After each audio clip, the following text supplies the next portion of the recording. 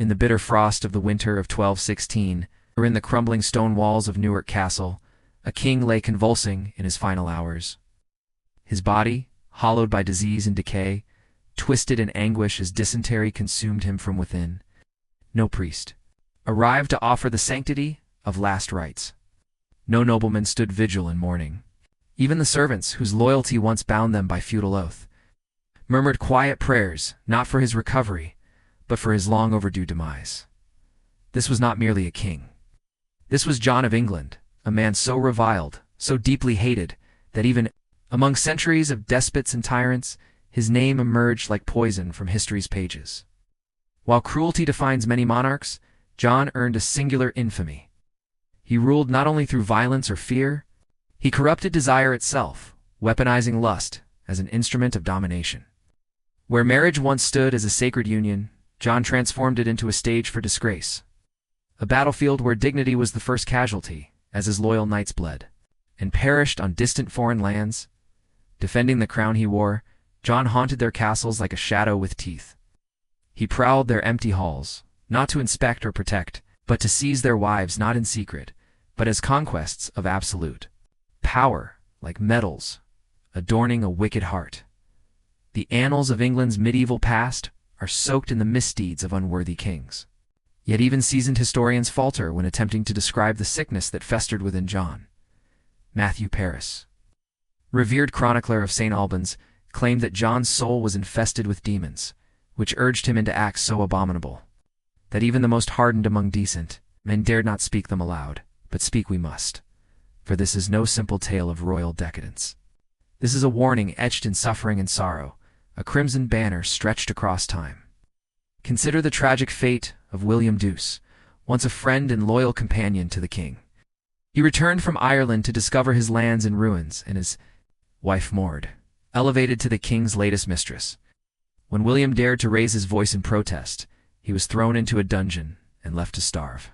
But the true horror lay in what followed. Maud, imprisoned beside her husband, watched helplessly as her young son withered from hunger. His cries for food echoing unanswered into the cold stone. The people of that age accepted that kings took lovers. It was, tragically, a part of power. But John turned desire into cruelty. He did not cloak his violations in secrecy. No, he displayed his victims before his court, forcing humiliated husbands to bow before the very women they had once loved.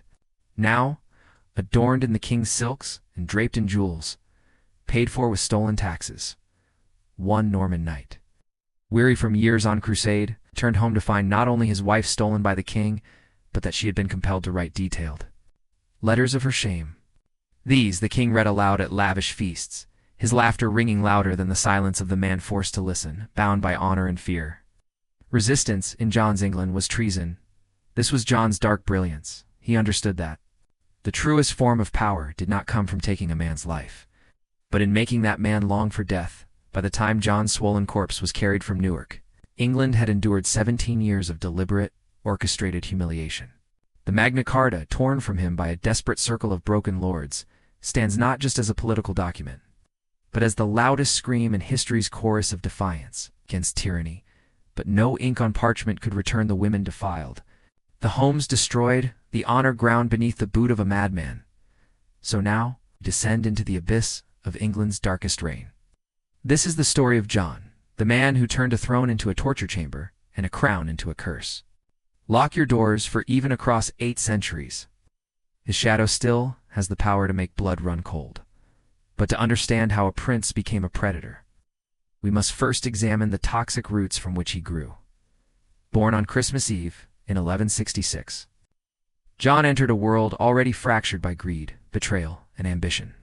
His parents, Henry II and Eleanor of Aquitaine, were no ordinary rulers. Their union birthed not a family, but a battlefield. Each child was forged not in love, but in rivalry, each one a weapon in a war for dominance. This was the Angevin dynasty, a bloodline that ruled through calculated violence. John's father Henry was known to erupt in fits of rage, so violent he would fall to the ground, biting straw and screaming incoherently. His mother Eleanor masterminded rebellions that pitted brother against brother, son against father. In their house, compassion was weakness, and cruelty was the only language that mattered. John's siblings earned their own dark fame. Richard the Lionheart, though glorified by history, once ordered the mass beheading of 3,000 prisoners. Henry the young king died conspiring against his own father. Geoffrey, cunning and ruthless, was crushed in a tournament, some say, murdered by those who feared his rise. And amid this serpent's nest, John slithered, the youngest, the unwanted, the forgotten. They called him Lachlan, for he was born with no inheritance, no title. This name branded his soul like fire, to flesh, while his brothers carved legacies in blood. John learned to survive by becoming the most venomous snake of them all. Late 12th century, England was a world balanced on the edge of a knife. A century after the Norman conquest, a warrior elite ruled through terror. Castle walls echoed with screams. Justice meant trial by boiling water or red-hot iron. In such a place, mercy was death, and only the cruel endured. John did not rise in spite of this world. He was its most natural creation. That cruel nickname, Lackland, branded him deeper than any wound ever could. While his elder brothers carved their names into legend with blood and steel, young John lingered in shadows, learning a very different kind of warfare. Where they charged across battlefields, he studied men's hearts and how to break them. He discovered that mercy bred contempt, that weakness was a scent predators could smell, and that true power was not won with blades, but by crushing the souls of those who wielded them, the church, which ought to have served as a sacred check upon royal indulgence, had long since decayed into a partner in tyranny. Bishops hoarded lands like kings, worked by peasants indistinguishable from slaves. Monasteries glittered with gold, while children starved beyond their stone walls. The same priests who preached purity from gilded pulpits kept mistresses in secret chambers and sold salvation to the highest bidder. In such a world, John's moral descent seemed not aberration, but evolution. His education was rich in knowledge, yet barren of virtue. He was one of the rare princes fluent in 3 languages, well-versed in law and administration, yet he used his intellect not to govern justly, but to manipulate with precision. Where others studied chivalry, John studied control. To him, laws were never guides for kings, they were chains for others. Perhaps the pivotal fracture in his already corrupted soul occurred in 1189. When his father, Henry II, lay dying, betrayed by allies, abandoned by his sons, John, who had appeared to remain loyal, expected reward. But in his final breaths, Henry uncovered the bitter truth. John, too, had conspired with his enemies, just like the rest. The old king's dying words were soaked in heartbreak. "Is it true that John, my heart, John, whom I loved above all my sons, has forsaken me?" He died not merely as a ruler betrayed, but as a father devastated. He left the world declaring John the worst of his children. Curse that time would prove devastatingly accurate. When Richard the Lionheart perished in 1199 from a crossbow wound, the crown did not naturally fall to John. It belonged by rights. Of blood to Arthur of Brittany, a mere boy of 12, and the son of John's deceased elder brother. But John had waited years for this moment, planting spies, buying loyalty, and, most critically, seizing the royal treasury at Chinon before the dust of Richard's death had even settled. His coup was swift and merciless. While Arthur's allies were still locked in debate, John had himself crowned at Westminster. But even the coronation reeked of doom. Bishops refused to attend. Those who did spoke of strange signs, a bat circling the altar and the crown itself, slipping from John's head, clattering to the stone floor like a funeral bell. Even the heavens, it seemed, recoiled. Then came his first acts, as king, not gestures of reconciliation or strength, but a descent into vengeance. He ordered the arrest of all who supported Arthur, including William de Roe, whose castle was ravaged, whose daughters were defiled, and whose wife was left in ruin. This was not politics. This was terror given form a signal that the rules of decency and war had been shattered. The fate of young Arthur remains one of history's most disturbing mysteries. Captured by John's forces in 1202 at the Battle of Mirabeau, the boy vanished into the king's custody and into darkness. Some chroniclers whispered that John, in a drunken rage, strangled the child with his own hands.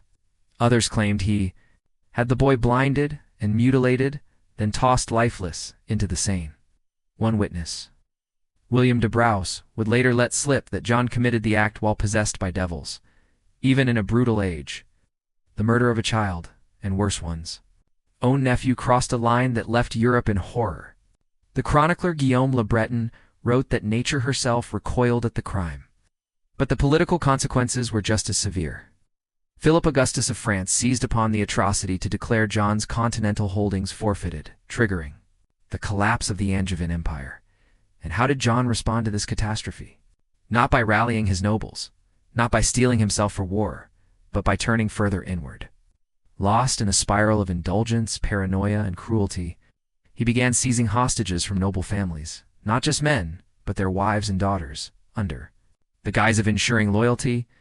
In truth, he was constructing a royal harem of unwilling captives. The young queen, Isabella of Angoulême, barely 12 when she was forced into marriage with John, became the first casualty of this twisted regime. Her suffering, though barely whispered of in court, was legendary in its silence. She was made to watch as her husband bedded other women, often in her own marriage bed. Her presence meant only to deepen the humiliation. John found particular pleasure in violating virgins on their wedding nights, invoking the ancient and long abandoned right of droit, du seigneur the first night. By 1204, John had not only lost Normandy, Anjou, and most of his French territories due to military ineptitude, but had no shame in doing so. As Philip Augustus's armies seized castle after castle, John lay with Suzanne de Warenne, the wife of one of his own commanders. When messengers brought word of yet another defeat, the king reportedly shrugged and laughed. Let Philip have the stones. I've taken what cannot be recovered. But this was not simply lust. This was warfare of a different kind. John's systematic desecration of noble marriages was a campaign designed to break the spirit of his realm.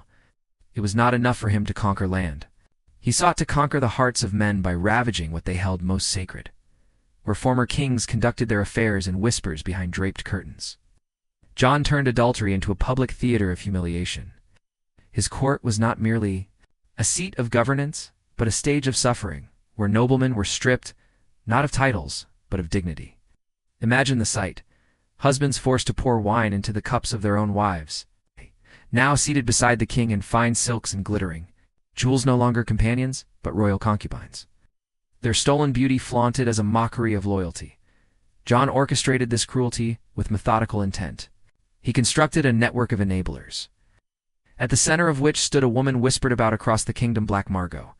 Her role was sinister and surgical. She scoured England's countryside, seeking out the absent wives of knights away at war, luring them to court under innocent pretenses, legal appeals, requests for royal favor, calls to serve the queen only, to deliver them straight into the king's twisted grasp. Those who dared to resist John's will did not face mere personal disgrace. They risked the obliteration of their entire households. Take the harrowing story of Eustace de Vesey, one of the most powerful lords in the north. His wife Margaret was known throughout the realm not just for her striking beauty, but for her unblemished virtue. John summoned her under the guise of assigning her as a lady-in-waiting to Queen Isabella. When Eustace objected, John retaliated swiftly, charging him falsely with treason, imprisoning him in the Tower for 3 months. During that time, Margaret was paraded through court as the king's newest conquest, her silence more haunting than any scream. But John's violence was never confined to the physical. His true genius lay in breaking the mind before the body. He would invite noblemen, those he had already disgraced, to private feasts where he would feed their wives by hand, offering detailed, grotesque retellings of the previous night's debauchery, all while the husbands sat frozen by fear and bound by feudal loyalty. Robert Fitzwalter, nobleman of great repute, endured one of the darkest torments imaginable. After his wife Matilda was claimed by the king, John forced Robert to stand guard outside the royal bedchamber while she was violated within, her cries echoing through the corridor like ghostly daggers to the soul. These were not isolated sins. This was a regime of systematic depravity. John went so far as to brand the women he had conquered with heated irons, leaving permanent marks of ownership upon their skin, living symbols of his dominion. Some women he shared like gifts with his mercenary captains, tokens of favor in exchange for loyalty. Others, once pregnant, were cast aside, their noble husbands left to raise the king's bastards, forever bearing the shame of that reminder. At first, the church remained largely silent.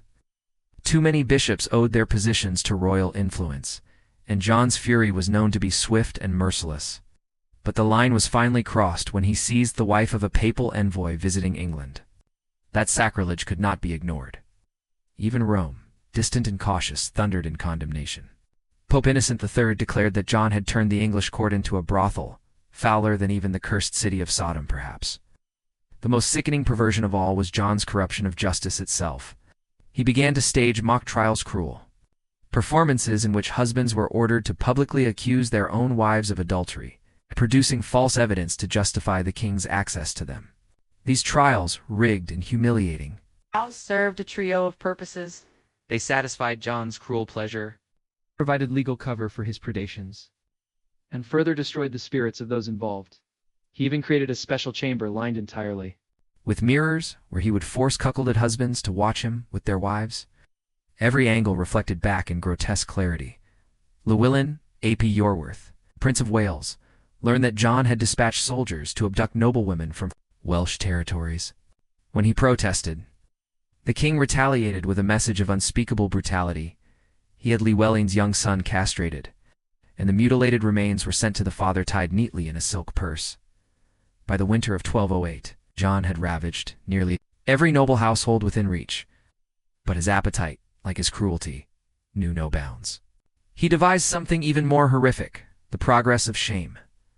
What had once been ceremonial royal tours became caravans of violation. John, flanked by his mercenary army, traveled from castle to castle, demanding the hospitality of his barons, a request none could deny without committing treason. Upon entering their homes, he would inspect their households like a butcher inspecting livestock.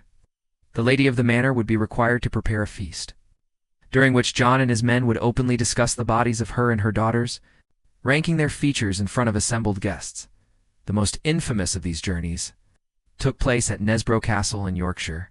Its Lord William de Stuteville was away fighting the king's wars in Ireland.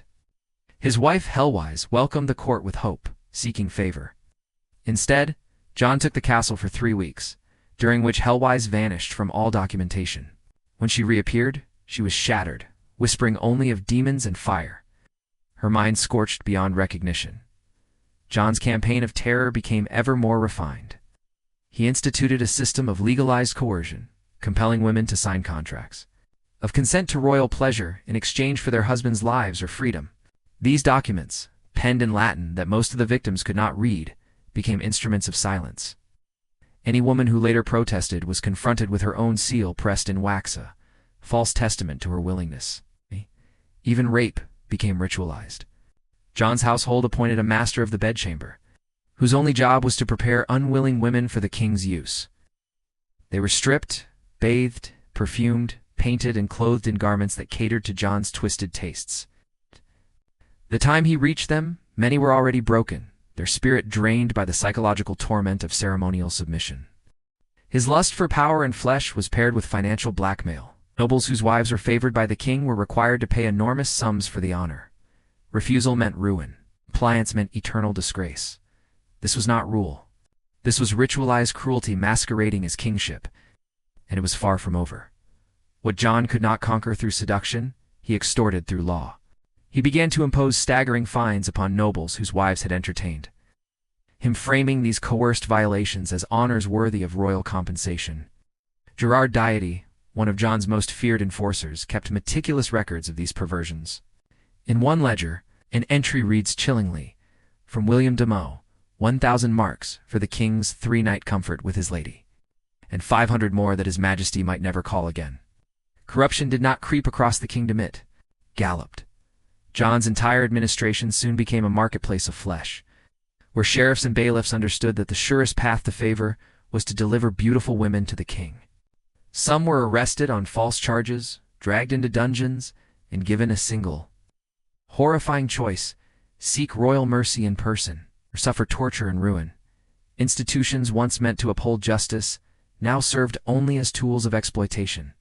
Physicians, at court though, shackled by primitive medical understanding, recorded a growing epidemic of mysterious afflictions among noblewomen, illnesses that began soon after royal visits.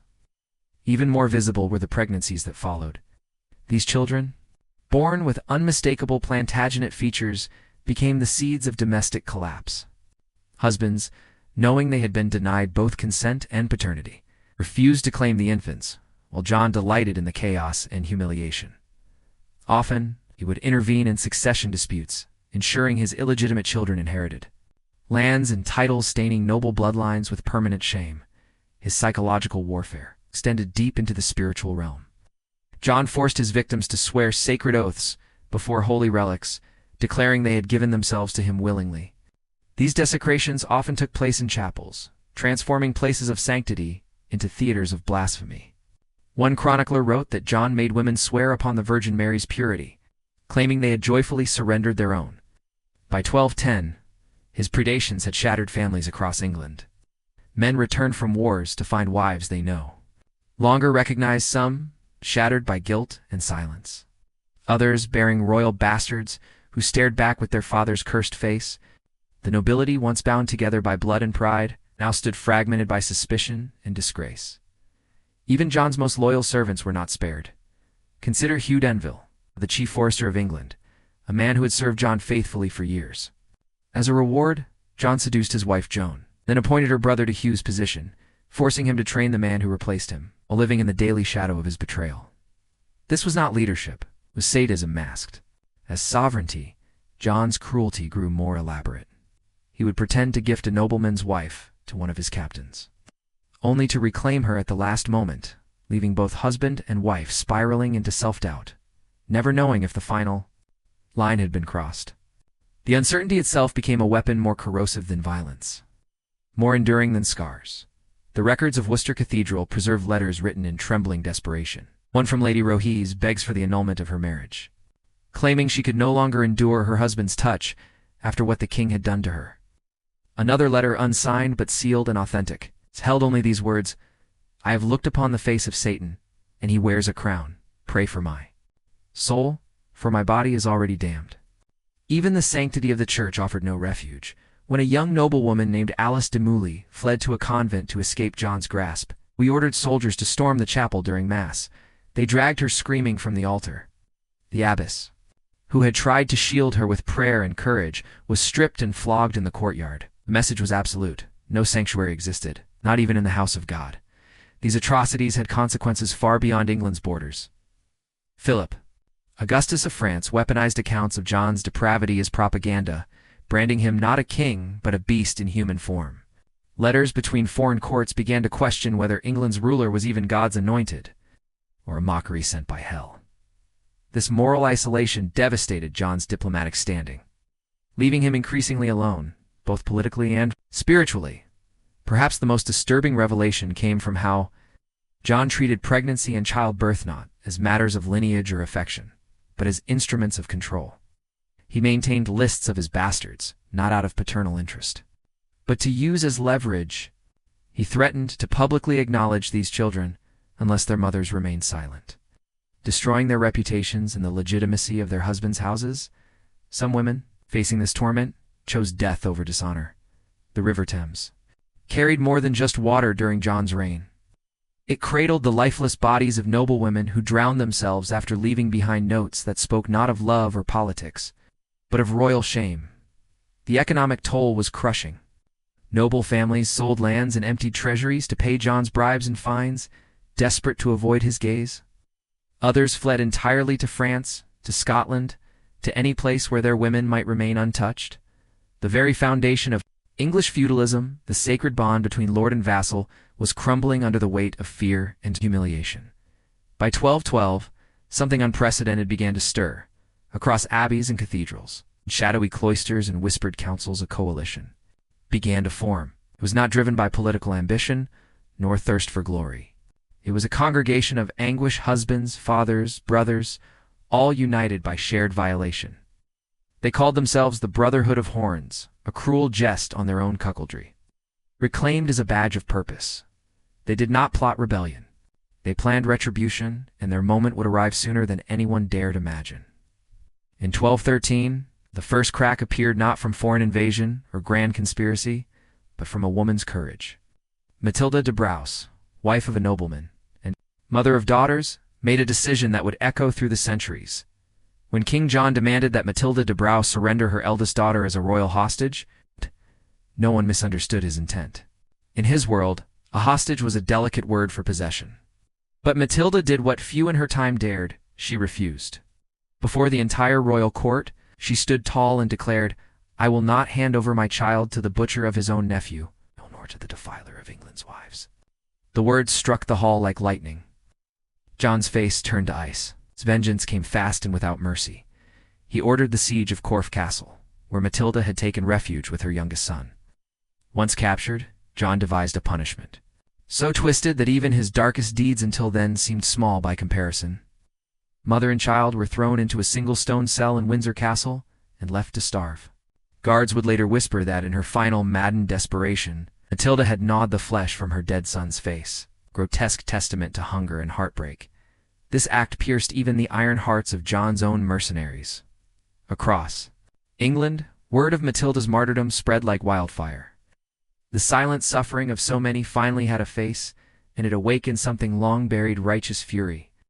Into this moment stepped Stephen Langton, the exiled Archbishop of Canterbury, who returned with papal authority to challenge the king. In secret assemblies beneath the vaulted ceilings of St. Paul's Cathedral, Langton read aloud the testimonies. Violated noblewomen, queens of their homes, reduced to slaves of the crown, as the words echoed through the sacred chamber. Battle-hardened knights wept, not just for their wives and daughters, but for their own silent shame. At last, the Church, once cowering, rose to its feet. Pope Innocent III, who had previously excommunicated John over political disputes, went a step further. He released all Englishmen from their oaths of loyalty to the king, denouncing him as a vessel of Satan's lust. Across the kingdom, priests began refusing to hold mass in royal castles, declaring them spiritually defiled. The monarchy had become a curse, and so something remarkable began to form, a coalition the likes of which England had never seen. Barons, Welsh princes, Scottish lords, and even French knights, ancient enemies, all found unity in shared humiliation.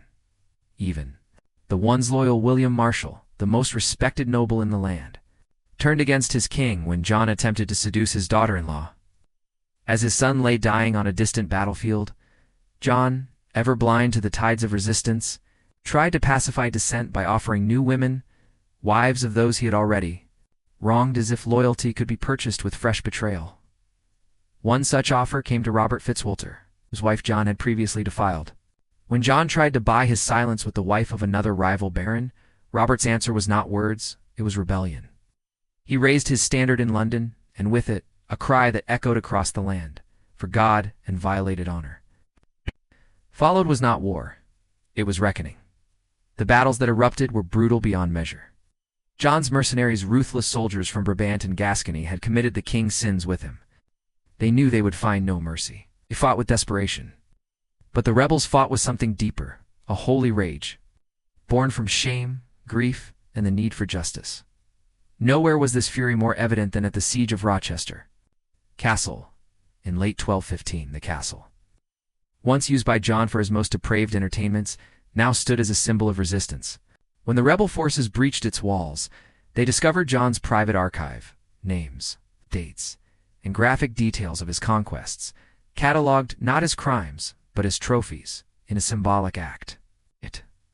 The documents were gathered and burned in the courtyard, not merely as destruction, but as an exorcism of England's shame. Then came Runnymede. In June 1215, a name now remembered as the birthplace of constitutional liberty, but those present knew the truth. The Magna Carta was no idealistic parchment born of theory. It was a desperate cage forged to imprison a man who wore a crown but ruled like a predator beneath its clauses on taxation and law, or weapons of defense against sexual tyranny. Clause 54, often overlooked, decreed that no man could be imprisoned on a woman's accusation, except in the case of her husband's death. On the surface, it seemed legalistic, but in truth, it was a direct response to John's practice of coercing women to accuse their husbands, thereby clearing a path to their beds. Every line in the charter was a wound given voice. A betrayal turned into law. The negotiations themselves were raw with fury. Robert Fitzwalter, leader of the baronial faction, refused to speak to John directly, saying that looking into the defiler's eyes recalled too vividly his wife's tears. John arrived flanked by Flemish mercenaries, men with reputations for rape that made them fitting guards for their master. Eyewitnesses recall moments of unspeakable tension. When John tried to defend his actions as royal privilege, Sir de Quincey stepped forward and threw down a blood-stained silk scarf, shouting that it had been taken from his daughter on her wedding night and stained with the king's violation. John reportedly laughed and quipped about the girl's resistance, mocking her dignity as if it were sport. Even Archbishop Langton could barely contain himself. At one moment, when John made a crude jest about sampling the wives of half the court, Langton had to be physically restrained from striking the king. Later, the archbishop would write that to reason with John was to argue with a rabid dog. Wearing a crown? Yes, the Magna Carta was revolutionary for its clauses on due process and lawful rule. But it grew from wounds, not ideals. It was a monument to suffering and a desperate promise that no king should ever again have such power without answer. The barons had demanded clause upon clause each, a shield forged from personal suffering. Each a law meant to cage a man who had shattered the very foundations of trust. The Magna Carta, though dressed in the language of governance, was in truth a cry for protection, a desperate effort to halt a reign that had corrupted justice, desecrated families, and brought entire bloodlines to ruin. John affixed his seal. But no one present believed he would honor it, as the wax hardened beneath his fingers. He whispered threats, dark promises meant to slice beneath the surface of the parchment. To William d'Auvergne, he murmured, "Your lady was sweetest when she wept. Perhaps she shall weep again when I am free of these chains." The baron's fears proved prophetic. Within mere weeks, John repudiated the charter, claiming it had been signed under coercion. But more telling than his rejection of law was his return to violence, specifically against the families of those who had stood against him. The humiliation he had suffered at Runnymede did not humble him. It inflamed his disease. He doubled down on cruelty. Even Pope Innocent III's annulment of the Magna Carta, long questioned by historians, held a more complex truth. Officially, the Pope stood by his vassal, yet private letters to English bishops revealed something far different. Innocent wrote of crimes that cried out to heaven for vengeance, and quietly instructed clergy to shelter women fleeing the king's lust, regardless of the charter's collapse. The final year of John's life, late 1215 to October 1216, was a descent not into tyranny, but into madness. As civil war ignited and French forces entered English soil, John's reign of sexual terror curled into something even darker, grotesque, parody of humanity that even chroniclers struggled to name. His mind unraveled. He was haunted by phantoms, the faces of women he had violated appearing in his dreams, their eyes burning through his sleep. Master Alexander, the royal physician, recorded how the king relied on ever-increasing doses of wine laced with poppy to rest, and even then would scratch at invisible specters, begging forgiveness from ghosts no one else could see. His paranoia spiraled into delusion. He became convinced that the barons were sending their wives as assassins, using beauty as a trap. Any woman who approached him for justice or mercy was stripped and searched, the king himself often insisting on conducting the search or final violation under the guise of fear. Even women who sought legal remedy were terrorized and sent fleeing. Broken once more. As England's cities fell, London surrendered, Prince Louis of France marched unopposed, John retreated to his western fortresses. With him, he dragged a caravan of captive women, calling them his insurance. What awaited them was not shelter, but demented ritual. He would dress them in his mother Eleanor's gowns, forcing them to reenact scenes from his childhood deranged, an attempt to find comfort in power he could no longer control. The testimony of Nicola de la Haye, a rare woman who commanded a castle in her own right, reveals chilling insights into these final days. When John arrived at Lincoln Castle, he fluctuated between seducing her and accusing her of witchcraft, lost in his own diseased imagination. She later reported that he would recite the names of women he had conquered for hours, as if by naming his crimes aloud, he could cleanse himself of their weight. But nothing cleansed him. Physically, he deteriorated. Festering sores, likely born of venereal disease, refused to heal. His body bloated, his breath turned sour, his teeth blackened in his skull. He reeked of wine, rot, and something worse, decay of the soul made flesh. And still, he pursued pleasure. Not out of desire, but out of compulsionness, though something inside him would collapse completely if he stopped. Then came the moment that broke him. In October 1216, while attempting to cross the tidal marshes of East Anglia, John lost his treasure. To the sea. A rising tide swallowed gold, jewels, and precious artifacts. But among these were locks of hair, rings, garments taken from his victims' souvenirs of suffering, each one catalogued and cherished by a monster, as he watched the water devour them. John reportedly fell to his knees not for the wealth lost, but for the mementos, calling out the names of women as the tide claimed them. His body collapsed soon after. He arrived at Newark Castle, hollowed by dysentery, his bowels turning on him like his kingdom had. Some said it was divine judgment, a fitting disease for a man whose life had been pure corruption. In his final hours, he swayed between confession and pride. He begged God for mercy, only to boast, moments later, of the women he had broken. His last confession was so vile that the priest fled the room in terror and had to be dragged back at sword point. On October 19, 1216, King John died. But even in death, he was denied dignity. His mercenaries looted his corpse. His servants refused to touch the body. The Bishop of Winchester later recorded that John's face in death bore an expression so full of horror that those who looked upon it believed he had glimpsed the gates of hell opening before him. What followed was not relief, but reckoning, as news of his death spread.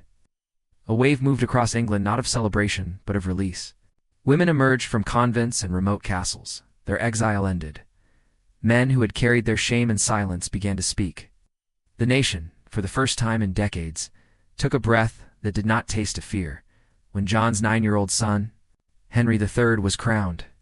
It was not simply a change of rulers, it was an exorcism. William Marshal, now serving as regent, ordered that every royal residence touched by John's presence be cleansed, washed in holy water, blessed with prayer. Priests sang psalms in halls where women once wept. England was not healed, but it had begun to heal. At Westminster, where John once turned sacred walls into chambers of violation, bishops gathered to perform exorcisms. Holy water was cast upon stone. Prayers were sung in voices that trembled with rage and reverence. It was said that the very bricks exhaled relief, as if the castle itself had long suffered under the weight of evil and had finally been set free. In the months following John's death, something strange bloomed across England. Chroniclers of the time named it the flowering, a symbolic rebirth, a spiritual thaw after years of icy horror. Marriages long poisoned by shame began to mend. Children, once trapped beneath the shadow of uncertain bloodlines, were embraced by the fathers who had raised them. There was grief, yes, but also healing. It was as though the land itself had emerged from a long, paralyzing illness, but the wounds ran deep. The Barnwell Chronicle recorded that no fewer than 40 noble bloodlines had descended into crisis due to John's bastards. In some cases, families resolved the matter in silence, and blood children who resembled the late king to clearly simply vanished, never spoken of again. Others, broken but not bitter, chose to raise the illegitimate as survivors of trauma. Not symbols of shame, the legal consequences of John's reign rippled through generations. The Magna Carta, reissued after his death, was sharpened like a blade. New clauses were added this time with unmistakable clarity specifically to protect women. To draw boundaries even monarchs could not cross. What was once unspoken had become law. In a twisted irony, it was John's very monstrosity that gave birth to some of the earliest protections for the vulnerable. The Church's public response was one of protocol. They maintained that John had received last rites, that he had been buried with dignity. But behind closed doors, among trusted clergy, the story was different. Many priests and bishops whispered that John's soul had been damned as sins too great, his repentance too hollow. Pilgrims began claiming visions of John burning in hell, surrounded by phantoms of the women he had destroyed, their spirits tormenting him in a fiery echo of what he had inflicted on earth. Whether these visions were divine messages or desperate attempts to process grief, they brought comfort to the broken and gave shape to the justice that history so rarely delivers. For too long, historians have focused solely on John's political failings, his loss of Normandy, his battle with the barons, the humiliation of Magna Carta. But the truth preserved in the voices of his own time is undeniably clear. To his people, John was not just a poor king, he was a violator of the sacred. In his hands, the crown became a weapon. The throne, a place of horror, he tore apart the most intimate bonds between husbands and wives, fathers and children, subjects and sovereign. He did not simply rule unjustly, perverted justice itself. John's reign changed the way history was written. Before him, chronicles spoke of wars and treaties. But after him, they began to record the private lives of kings, their personal conduct, their crimes behind closed doors. He was the first to be held accountable not just as a ruler, but as a man. Modern scholars have tried to soften him, to argue that his actions fell within the cruel norms of medieval kingship. But such efforts ignore the testimony of his own age. John was not misunderstood. He was condemned, reviled, and feared by English, French, clergy, and secular alike. Even in a brutal time, his behavior stood apart. In death, it became a caution carved into time, for centuries. His name was a warning whispered into the ears of young monarchs. Do not become another John. He became a symbol of what power, chained by conscience, can become: a man who devoured what he was meant to protect. A king who preyed upon his people rather than praying for them. No English monarch has ever again systematically preyed upon the wives of his subjects without facing revolution. And so, we close the story of King John not with triumph, but with testimony. He was more than a failed ruler. He was the living end of unchecked authority, poisoned by corrupted desire. His reign is a mirror held up to power, showing us what happens when law bends to lust and when command forgets compassion. Let the tears of his victims be remembered. Them water the tree of justice, so it may grow ever stronger. May such a crown never again sit on such a head, and may we never forget what was done beneath it.